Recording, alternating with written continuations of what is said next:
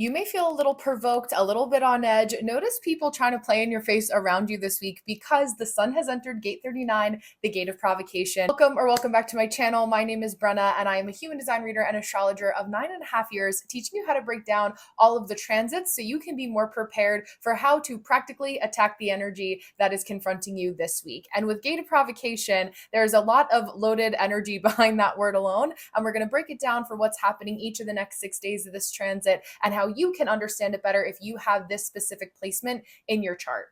If you're familiar with your birth chart and the degrees of your Cancer placements that you have there, this is a Cancer placement that's between 9 and 15 degrees. So if you have that in your Western astrology in your natal chart for any app that you use it for, astro.com, AstroSeek, Time Passages, so on and so forth, you will see that reflected in gate 39 in your human design body graph. Now let's talk about the general overview of gate 39 and what it means. And when you have this in your chart or when we're experiencing a gate 39 transit, this is gate of provocation. So we're really noticing how easily other people are provoked, how easily we provoke other people, and how easily other people provoke us. Now, this is also going to be happening over the July 4th weekend. I am a US-based content creator, so we'll see that happening in our corner of the world. So I just say dot your I's, cross your T's, and maybe be comfortable doing something that's a little bit less involved than years past, or just with people that you really know, like, and trust, keeping your eye out for the people that you may know cause a little bit more drama or could be on edge a little bit more during this transit. They're definitely going to be feeling that. And it actually happens every single 4th of July week. If you are somebody that's an early July Cancer and has your birthday around this time, your sun sign or the type of Cancer you are is a gate 39, 9 to 15 degree Cancer sun. Now, this is where you guys can have a little bit of a playful, mischievous energy. If you are somebody that has this in your chart, you have gate 55, it's a hanging gate. You're going to make a connection here, or it may be part of your emotional wave. I have quite a few people that are in my Patreon that actually have this placement, or it'll be activated during this time. So I was actually really excited to make this video for you guys because you're going to feel it. We're going to notice where you're feeling a little bit more antagonistic. Maybe you just want to be a little bit more playful, just have some flirty fun with the 4th of July weekend and really allowing yourself to really lean into the summertime, feeling lighter, feeling like you can do things a little bit more playfully in your energy if you're using it in its exalted placement. Now, what you want to notice is just by being you, when you are somebody that has this placement or during this week, you are naturally going to bother people. I was noticing it even a little bit ahead of the curve this week because we had some extra activation there during the new moon in Cancer. And we're really sensing like where people can just be bothered by our energy just because we're not meant for everybody. This is a beautiful week or you are a beautiful person to teach us to not care what other people think about us because it really doesn't matter. Those who are committed to misunderstanding us are never going to want to understand us anyway. So why do we waste our breath? Now, what we want to watch out for during this time is people who are doing the most and are kind of like doing this attention seeking behavior and really paying attention to like where people are putting themselves or injecting themselves into situations that really have nothing to do with them. This is a really good time to just pay attention to the people who stay on that wavelength. It doesn't mean that you have to cater to them or even pay attention to them during this time, but also where can you have maybe some healthy dialogue and boundaries for what your expectations are of people in your life, especially if they're people that are feeling this energy that are a little bit more provocative. Maybe they're flirting with your man or your partner and you don't really like it during this week. Setting boundaries early and often with this transit, with this placement is also going to be really important. I find that with gate 39 people or during this week, people really do like to put other people in their place. And I am somebody, especially with my placements, that's always teaching my people how to have like a good banter, know when it's a time to speak, that there's a certain hospitality that comes with what you do for business, right? Like I have a very strict no teaching people that haven't asked you for consent rule in my live while I'm reading for people, even if that person that's in my comments knows what they're really good at their craft, right? Maybe they teach astrology or something or the other, and they start to go in a different direction because it's a couple things that happen. It's not that the gate 39 person or the transit is creating a wrong energy. It's just allowing us to refine how that person, how I, and how the recipient of the reading can be taken care of in an appropriate way for knowing all of the plates that are spinning in the air simultaneously, right? Nothing exists in a vacuum. So this certain transit, this container that we're going to be held in for this week, is really a good time to focus on reading the room, reading the energy, reading the vibes, being aware of it, kind of looking a step further to know what people's true motives are, why they are the way that they are, if you care to do so, right? Just knowing even for yourself, like what are you in it for? What are you here to share this knowledge for? It's going to be really important.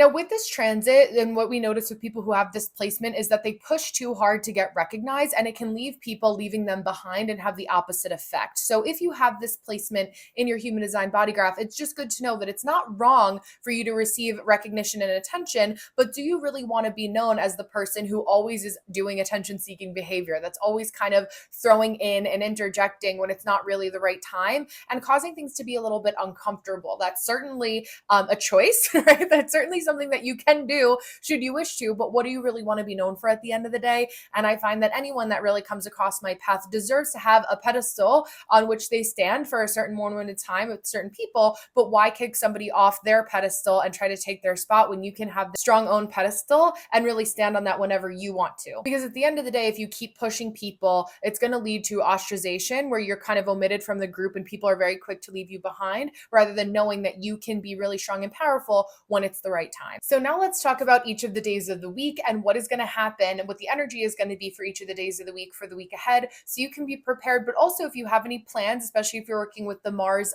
Virgo transit and Leo Mercury transit, how this can kind of play into making your content, strategizing any communications, and figuring out what exactly would be good to post at every day of the week if you're a spiritual entrepreneur like I am and you like to be a little bit ahead and plan. I have a 1 in my profile, so that can apply for you guys as well. So the first day of this transit, or gate 39 in the first line, is known as the line of disengagement. In its exalted placement, or how we're looking at the beneficial use of this transit, is to tell people when they come at you and say, oh my God, you have to focus on this thing. You're like, I can't focus on that right now. Let's talk about it in a week. And giving them a specific time frame for when you're going to engage again in that energy is going to be important. It also, especially if you're emotional authority, or even if you're a sacral authority, actually, it can give you a little bit of time to assess whether or not you even want to go back to that thing. Maybe if you want to just delay it for a little while and then tell people, I actually don't want to be involved in that project. I don't want to be involved with that person. It's playing with that energy and just letting people know that when you are disengaged, they're like, oh, they have boundaries. She's protecting her peace. She's disengaging. I'm disengaging. I'm not engaging. Now, on the detrimented side of this, it's disengaging, but not really like being decisive about your choice. There's an energy behind like, I'm not involving myself in that. That's really like, I'm detaching myself. We'll confront it in the future. Or like, yeah, I don't really want to deal with that. Like, I don't know. I just feel like a little bit indecisive, right? And people really don't take people who are indecisive very seriously with this placement, right? It's like it just puts a bad flavor in somebody's mouth where it's like, you have such powerful energy. Like, why can't you back up that power with what you said you were going to do, right? Like, now when push comes to shove and you actually have to make a decision, instead of being like, I'm not dealing with that. I have a stance. Let's talk about that next week. This is important to me right now. It's like, yeah, that's not really that important to me. I don't know, right? And just seeing how the vocal tone changes with people who are using the exaltation versus the detrimented aspect of this placement will be really interesting for you to pay attention to during the first day of this transit on Tuesday. Now, on the second day of this transit, or if you have gate 39 in the second line, we're focusing on the energy of confrontation. And this is pretty straightforward, where in its exalted placement, or one of the wolves that you can feed is just being a very direct person where I don't like that. I'm setting a boundary. I like you. Let's do this together. Making declarations that have a period at the end of the sentence versus like, I guess we could do that, right? That's a big psychology thing where people's vocabulary or their vocal flip,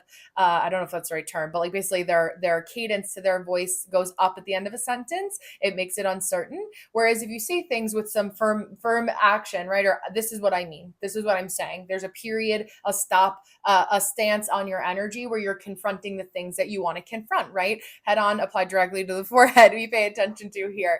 Now, as you may have guessed it, in its detrimented statement, or the opposite end of this, it's like trying to go around and avoiding confrontation. And basically what this does is puts a band-aid on a bullet hole, where it's like, whether you like it or not, you're probably going to have to come back around to this conversation at some point, especially as we get closer to Mercury retrograde and the full moon in Capricorn. That's going to be July 10th. I'll make another video about the full moon in Capricorn as well, so you guys will see that in the next week or so. But we're really focusing on how can we make sure that we are actually having the conversations now, so it doesn't get messier when we get to that full moon in Capricorn and Mercury retrograde that's happening in about a week or so, a couple weeks, I should say. Now, on the third day of this transit, or if you have gate 39 in the third line, this is known as the line of responsibility. And in its exalted placement, it's really taking a bird's eye view. It's very like projector-like energy on this day, actually. We're coming out and we're like, okay, what is the bigger themes at play here? How can we like make some decisions that self-sacrificing quality to say, I know what's best here for my collective, my groups of people. I also will have a channeled message that'll be coming out on this day, so pay attention to that. I have a couple that are linked in the show notes, but really paying attention to like, what do my people need from me? What do my people, the hiccup of affirmation as I say this, what do my people need from me? How do I get a bird's eye view, a bird's eye perspective of what exactly is happening here, so I make sure that I'm making the necessary changes and sacrifices, right? You want to make sure that you're doing it within the boundaries of the realm and the confines of your body, so to speak, in healthy energy.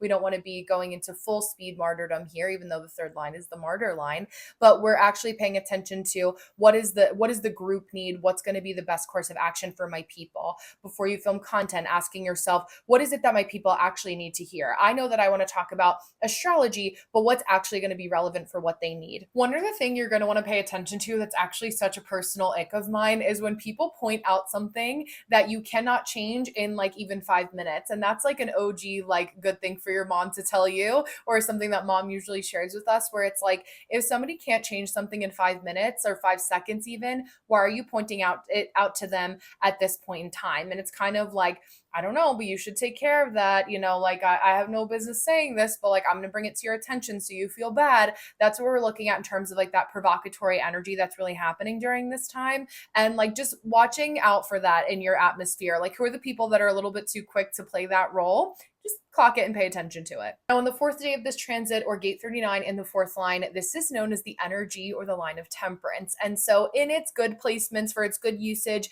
it's knowing exactly the right time to be provocative. It's like, okay, now is the time. Now this is what we're going to say. This is how we're going to go about this energy. Really using kind of like this battle strategy that's actually helpful, versus not allowing yourself to like understand or acknowledge the circumstances and just ignore and say, well, I'm going to do this because now is the right time, right? And kind of having a negative attitude about it, not really thinking strategically, well, I deserve to be heard. This is my time to interject and interrupt somebody in conversation, versus, oh, I actually have something to contribute. If I wait for a natural pause in the conversation, or if I have a graceful entrance to the conversation, it's still going to be provocative, but it's going to be in a provocative way that actually gets you the attention, the recognition that you want, need, and deserve.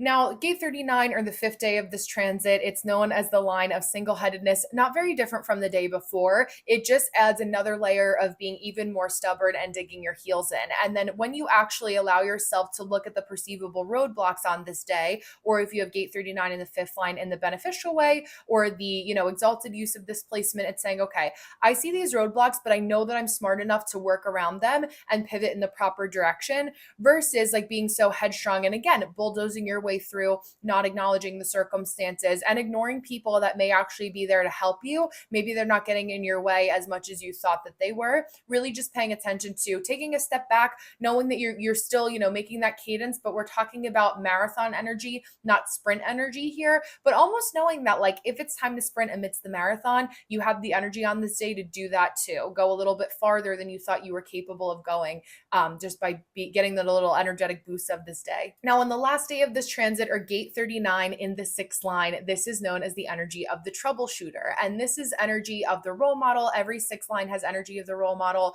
where you're really allowing yourself to look at how you want to help people go there with their emotional issues and help them troubleshoot, help them triage, help them problem solve in a way that kind of says like, well, first of all, we have to clean out this wound and it is going to be painful, but we have to do that so we're not sewing up a dirty wound and it can't actually heal just because it may make you feel better at this time, right? Cancer is the crab. It like knows how to go in there and be seen and be out and scurrying and doing what it has to do, and then retreat once it needs time to hermit, once it needs time to be introverted. And we see this a lot with 6-2 profiles too. There's an undercurrent of that energy to this day. So know the problems that you want to solve when you go there with people, versus knowing what ones aren't actually yours to solve, what you don't want to help people with. That's going to be important when we look at the detrimented aspect of this day, because it's getting involved with people's emotional issues just for the cheese man, just for the drama, right? Where we're going in deep, but we're not really understanding that there's actually helpful energetics, or there doesn't need to be an ego-driven vein to spirituality. Really paying attention to that. We're going to see a lot more of that coming out out this week, especially on this day.